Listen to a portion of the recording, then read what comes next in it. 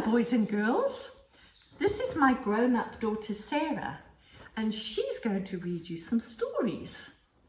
Hello everybody, I hope you really enjoy the stories that I've prepared for you today.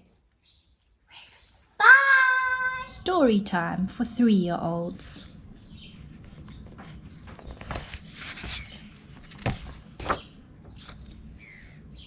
Danny, the duck with no quack. Every morning, the ducks and the hens gather in the yard for a good gossip. "How's the quack, Danny?" asks a chicken. "What's the story? Tell us the news." But Danny is a shy little duck, and he never knows what to say. He keeps his beak firmly shut, bows his head, and turns away. "Come on, Danny," squawk the birds one day. "Don't be such a scaredy quack. There must be something you can tell us." Danny swallows and opens his beak, but nothing comes out. Not a peep, not a splutter, not a cackle, not a hoot. He's lost his quack. Right, thinks Danny, that's it. And he takes off up the lane to find a tale worth telling. Yes, he wanders up the track to find his quack. He waddles along and waddles along till he meets 2 scrawny foxes. "This thing's heavy. Who will help us carry it?" "That duck." And Danny knows he shouldn't. These are tricky-looking foxes. He opens his beak to say that he won't, but nothing comes out. "We've carried it far enough," groans one fox. "Now who will collect the wood?" "The duck with no quack will," sniffs the other. And Danny knows he shouldn't. These are hungry-looking foxes. He opens his mouth to say no, but he can't. "Now who'll fill the pot with water?" asks one fox. "The duck with no quack," smirks the other. And Danny knows he shouldn't. These are scary-looking foxes. He opens his beak as wide as he can, and what does he say? Nothing. "Now, who will be the dinner?" says one fox, licking his lips. "The duck with no quack," cries the other, jumping up. They rush towards Danny and they're just about to grab him when... "Quackity quack! It's a duck attack!" squawks Danny. He throws himself to the side of the pot. The 2 foxes are so surprised they tumble right inside. "How's the quack, Danny?" ask the other ducks when he rushes back to the farmyard. "Yeah, what's the cluck, duck?" ask the hens. And aren't they all amazed to hear Danny quacking? Aren't they all astonished at the tale he has to tell? "I wandered down the track and I met a pair of foxes. They were carrying a pot and I knew they wanted to cook me.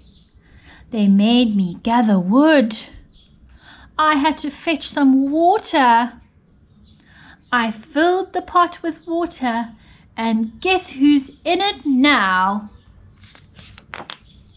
The foxes!"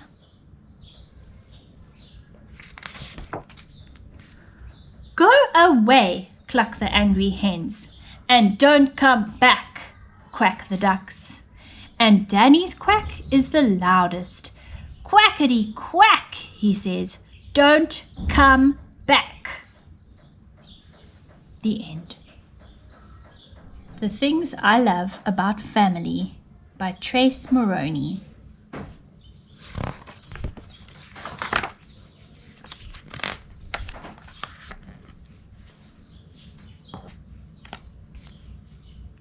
I love my family, and these are things I love most. My mother, my father, my sister, my brother, our dog Poppy, and our cat Oscar. We do lots of things together, and being with my family makes me feel safe and really, really loved. They take care of me and understand my feelings. Mom and Dad are good at helping me work out the right way to do things and how to make good choices. If I have a problem, I know they are always there to listen and help me. Mom and Dad are also good at telling me when I do something wrong or naughty. When I have been naughty, I know that they still love me, but they just don't like my behavior or what I did. Mom and Dad help everyone in my family to feel loved, accepted, a sense of belonging, trusted, valued, respected, confident, safe and secure, and special. We talk about what all these words and feelings mean and different ways that we can show these feelings to each other. Some families are really big. Some are middle size. And others are really small. My family is part of a much larger family. I have grandmothers and grandfathers, aunties and uncles, and lots of cousins.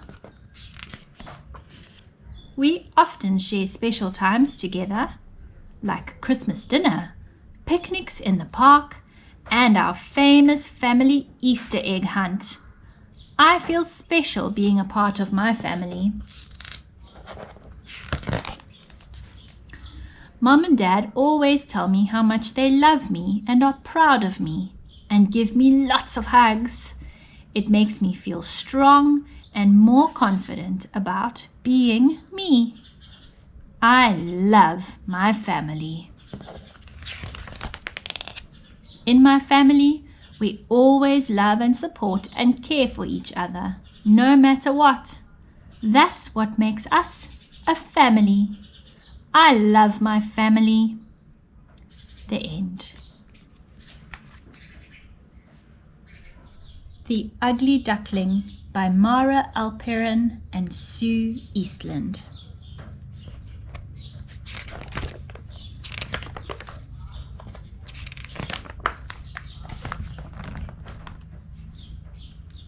It was a sunny spring morning in the farmyard. Mother Duck sat proudly on her nest. "Come quickly," she called to the other animals. "My eggs are beginning to hatch." Crack, crack, crack, crack. Out tumbled 4 perfect little ducklings. They were soft and fluffy and yellow. Ooh, lovely. "Aren't they just the sweetest ducklings ever?" whined the pig. "Cheep, cheep," chirped the baby ducklings, and Mother Duck gave them a big cuddle. But there was one egg left. It was bigger than the others and strangely speckled. Then it began to crack open. Out popped 2 funny feet, 2 wobbly wings, and 1 bumpy beak. Mother Duck gasped. He didn't look at all like her other baby ducklings. What a strange little creature! Such a funny color. "He's a very ugly duckling," snorted the pig. "Hush!" scolded Mother Duck. "He's my baby and I love him. Now come along, children. It's time for your first swimming lesson." Mother Duck marched towards the pond, and 4 little ducklings skipped along behind. "Wait for me," called the ugly duckling, but he tripped over his funny feet and thump, bump, thump, bump. He tumbled into the other little ducklings. How clumsy! Never mind, said Mother Duck. Now, into the water like good little ducklings. Let's sing our duckling song, Mother Duck called. Quackety quack quack quack quack, chanted the 4 little ducklings. Honkety honk, the ugly duckling sang happily. What's that? Hooted the horse. You don't sing like a duckling. Now, now, said Mother Duck. He'll learn in time. But the ugly duckling didn't learn, and all summer long the other animals teased him when he got stuck in things, tripped over things, and made an enormous mess. How embarrassing! No matter how hard he tried, the ugly duckling just didn't fit in. Why don't you go away? Squawked the other little ducklings. You're noisy and messy and you're ruining our fun. Just then they heard Mother Duck calling for her children. Not you, shouted the ducklings, and off they pranced, leaving the ugly duckling behind. Oh, why does no one want to play with me? Sighed the ugly duckling. No time to play, said a mole, popping his head up. I'm digging a new tunnel for the winter. Can I help? Asked the ugly duckling, and he poked his bumpy beak underground. Where are you, my little one? Quacked Mother Duck. We can't wait any longer. It's time to fly south for the winter. I'm coming, cried the ugly duckling. Wait for me. But the ugly duckling was stuck, and Mother Duck couldn't hear him. The ugly duckling wriggled and wiggled, and he pushed and he pulled until, pop, at last he was free. But it was too late. They had left without him. Oh no, sniffed the ugly duckling. I'll never catch them up now. I'm all alone. The days and nights grew colder, and the ugly duckling sheltered in the hollow of an old oak tree. And as the snowflakes fell, he curled up in his long wings and dreamed of sunny days and games in the meadow. At last the sun peeked out, and the frozen pond began to thaw. Then one day a beautiful swan glided across the sparkling water. The ugly duckling peeked out from behind the reeds. I wish I could go and swim with her, he said, but I'm too ugly to be her friend. And he gave a little sob. Who's there? Called the swan. Come out and play. I can't, whispered the ugly duckling. I'm too funny looking, and everybody laughs at me. I won't laugh, promised the swan. I don't mind how you look. So the ugly duckling took a deep breath and stepped outside.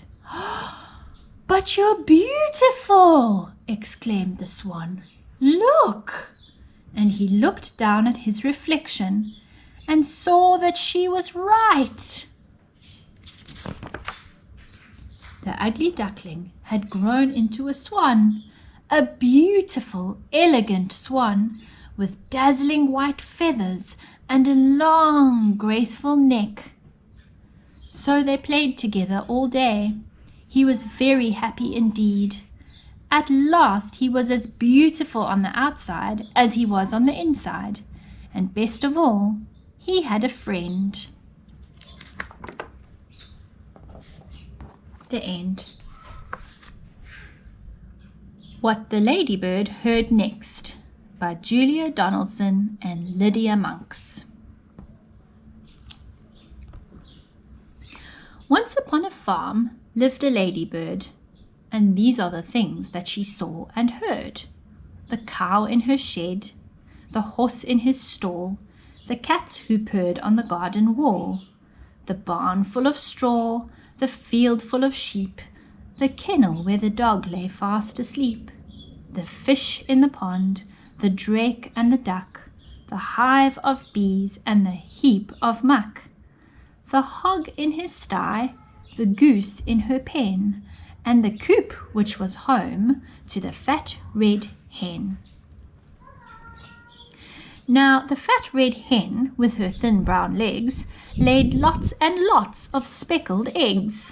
But then, oh help, oh no, oh dear, those eggs began to disappear. Each morning all the eggs had gone, and the animals asked, "What's going on?"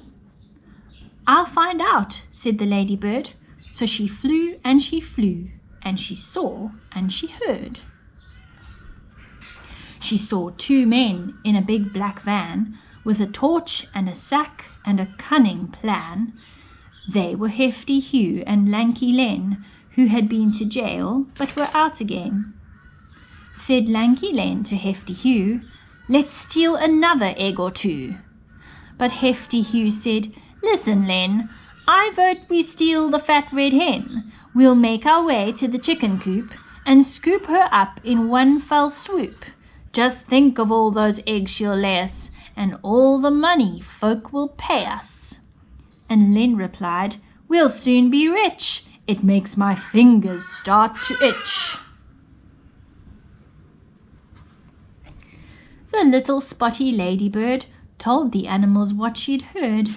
Hefty Hugh and Lanky Len are planning to steal the fat red hen. Then the cow said moo, and the hen said cluck. Hiss, said the goose. Quack, said the duck. Neigh, said the horse. Oink, said the hog.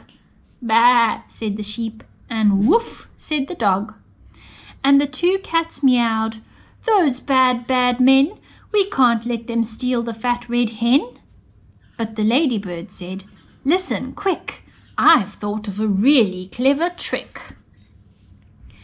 At dead of night, the two bad men opened the coop and snatched the hen, but the fat red hen began to cluck. "Why don't you steal the downy duck? Her eggs are bigger far than mine, and people say they taste divine." "Good thinking that," said Lanky Len. They tiptoed to the pond, but then the downy duck began to quack. "Oh, please don't put me in your sack. Why don't you steal the goose instead? She's bigger still and better fed. Her eggs are huge and tasty too." "Good thinking that," said Hefty Hugh. But when they tried to seize the goose, she hissed at them, "I'm not much use. Why don't you steal that great big bird, the super duper snuggly snurd?" "What?" said Len. "And who?" said Hugh.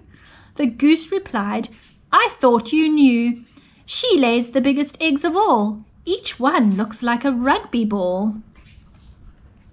The duck joined in. "She's friendly too. I'm sure she'd love to live with you. She'll put an end to all your cares. You'll very soon be millionaires." "Where is the snurd?" asked Lanky Len. "Not far away," chipped in the hen. "She lives inside that big brown heap. You'll find her there. She's fast asleep." The two thieves laughed. "We've got it made. Let's take turns with the farmer's spade." They dug, and Len said, "Pooh, it stinks." And Hugh said, "So do you." And Len said, "Where's that giant bird, the super duper snuggly snurd?" "She's rather shy," the goose replied. "She must be hiding deep inside." So they dug a tunnel, nice and deep. "That's it," said Hugh. "Now in we creep." "I think we're nearly there," said Len. "The snurd will soon be ours." But then